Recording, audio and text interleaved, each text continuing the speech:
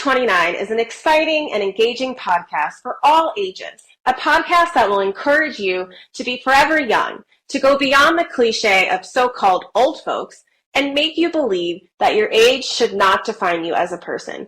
This podcast is hosted by the forever 29-year-old Gigi Gilbert, who is inviting you all to get on board her train of life. You don't want to miss it.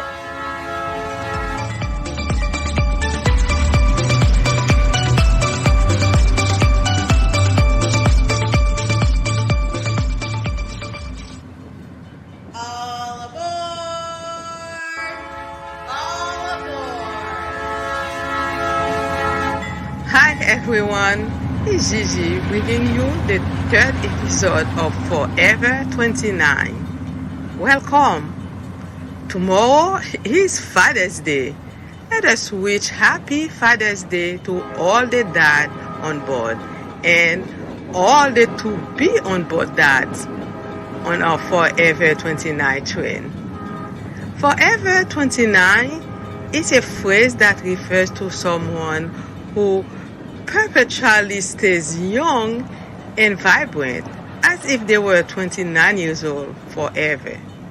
The idea is that 29 is a defining age of youthfulness and vitality, while Father's Day recognizes and celebrates the aging process and the important role that fathers play in our lives. The Forever 29 concept is more about staying young and ageless.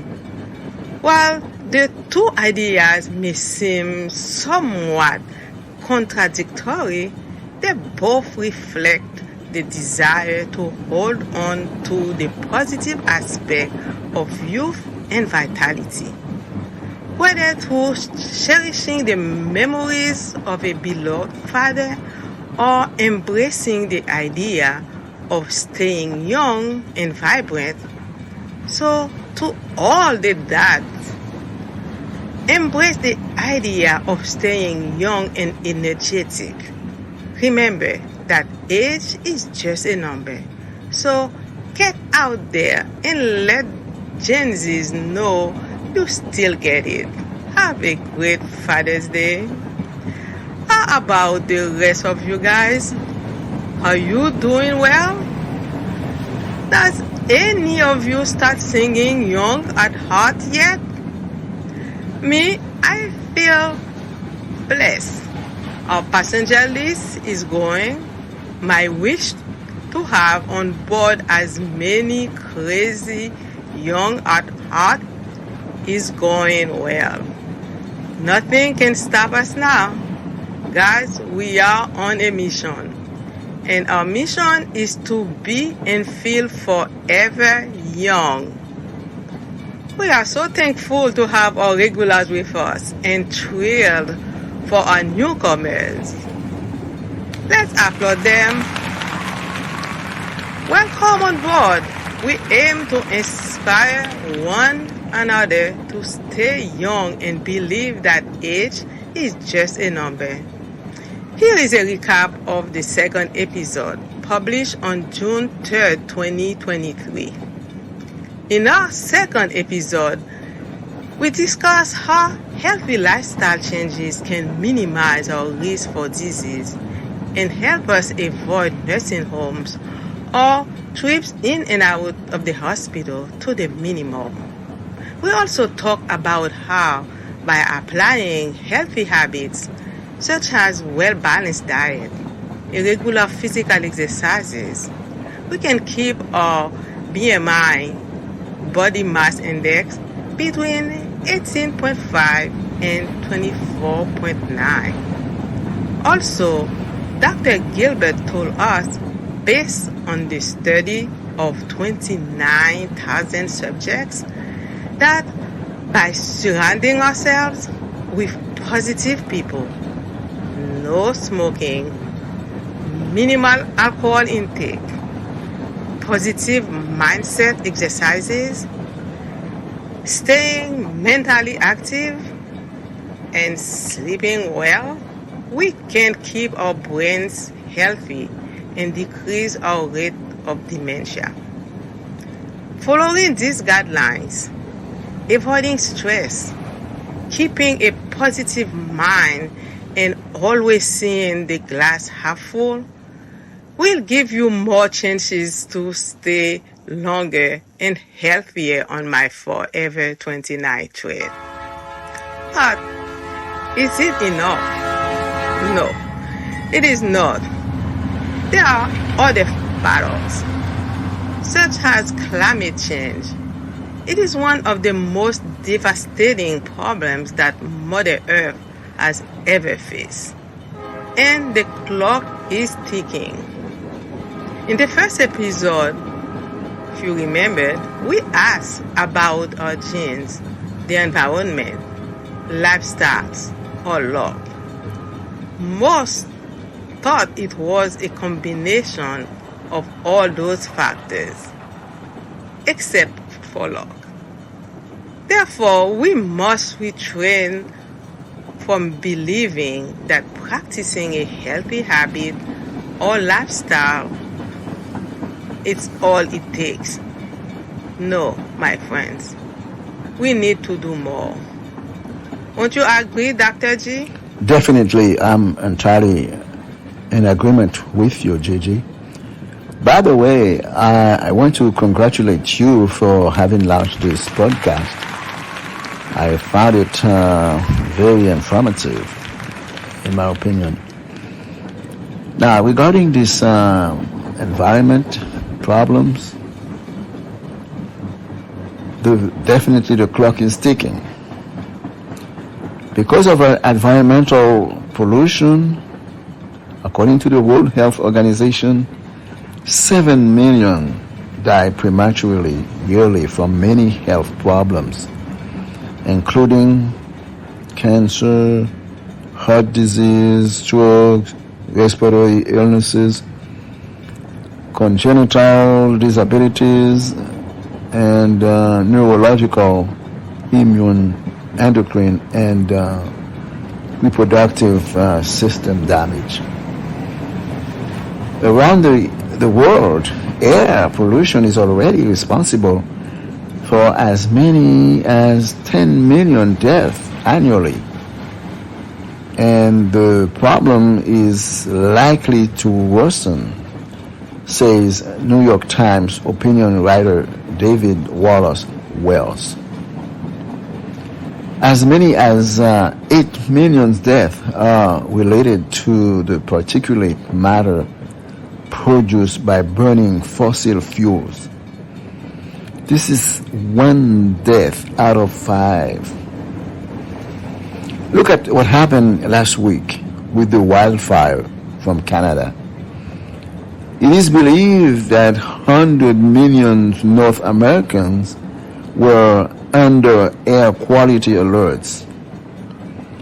New York City, for example, recorded the worst air quality of major cities in the world due to the Canadian wildfire. Personally, we were affected. My mother-in-law, your mother, who lives in New York, suffered from a repeated cough attributed to the smoke pollution.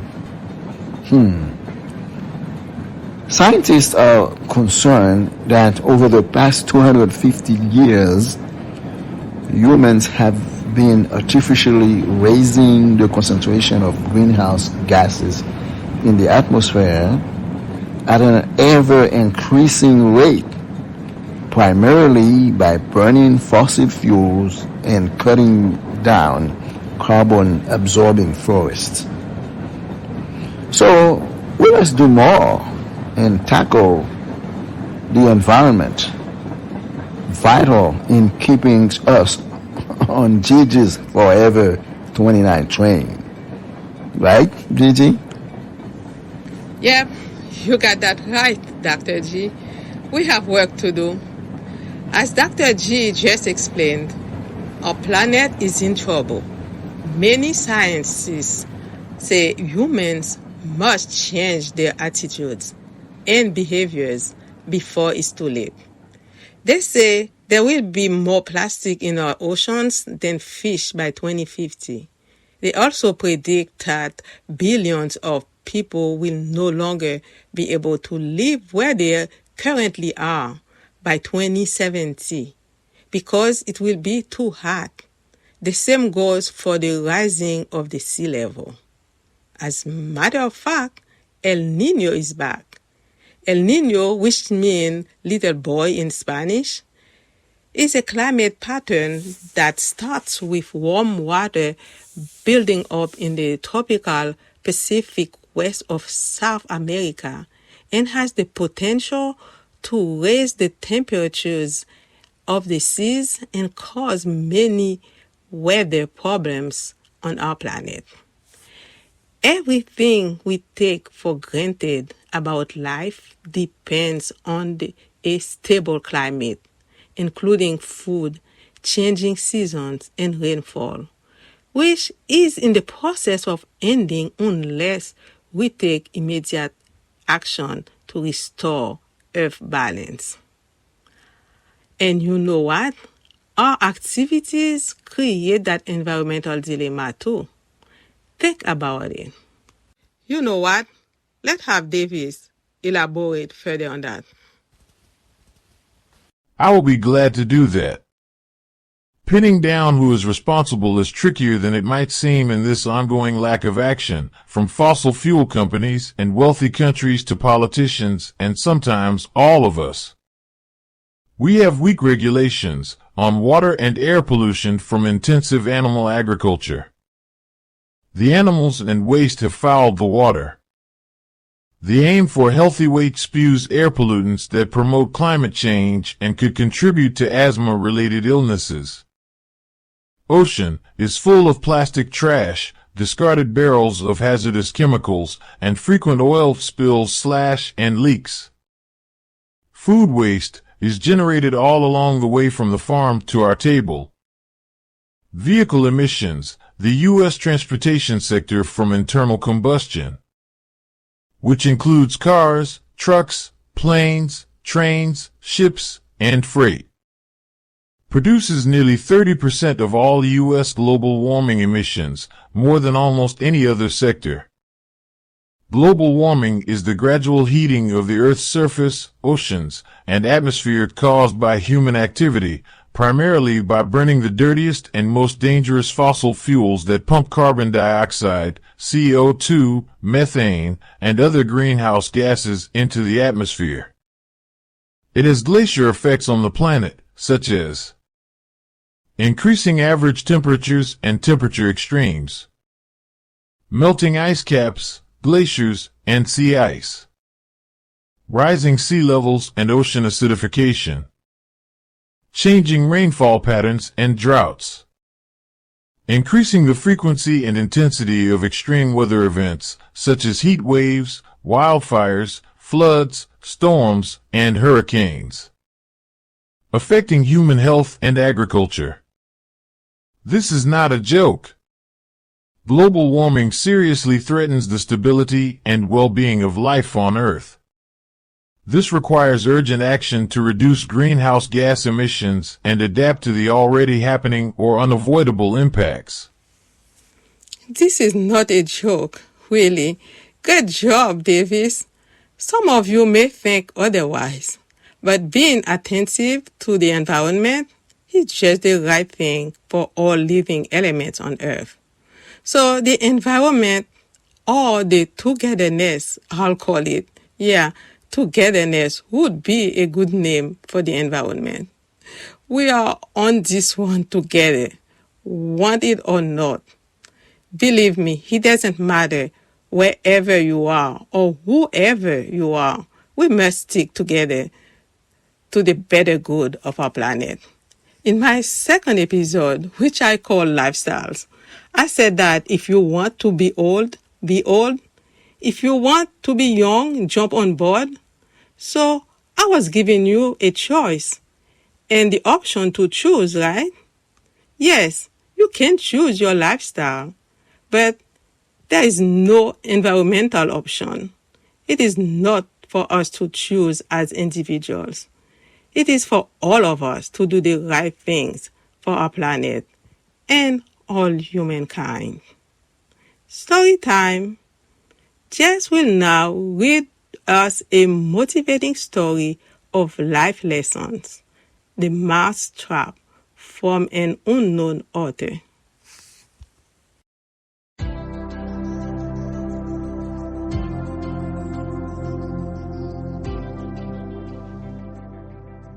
Thank you, Gigi. My pleasure. A mouse looked through the crack in the wall to see the farmer and his wife open a package. What food might this contain? The mouse wondered. He was devastated to discover it was a mouse trap. Retreating to the farmyard, the mouse proclaimed the warning. "There is a mouse trap in the house! There is a mouse trap in the house!" The chicken clucked and scratched, raised her head, and said, "Mr. Mouse, I can tell this is a grave concern to you, but it is of no consequence to me. I cannot be bothered by it." So the mouse turned to the pig and told him, "There is a mouse trap in the house! There is a mouse trap in the house!" The pig sympathized but said, "I am so very sorry, Mr. Mouse, but there is nothing I can do about it, but pray. Be assured you are in my prayers." The mouse turned to the cow and said, "There is a mouse trap in the house! There is a mouse trap in the house!" The cow said, "Wow, Mr. Mouse, I'm sorry for you, but it's no skin off my nose." So the mouse returned to the house, head down and dejected, to face the farmer's mousetrap alone. That very night a sound was heard throughout the house, like the sound of a mousetrap catching its prey. The farmer's wife rushed to see what was caught. In the darkness she did not see it was a venomous snake whose tail the trap had caught. The snake bit the farmer's wife. The farmer rushed her to the hospital, and she returned home with a fever.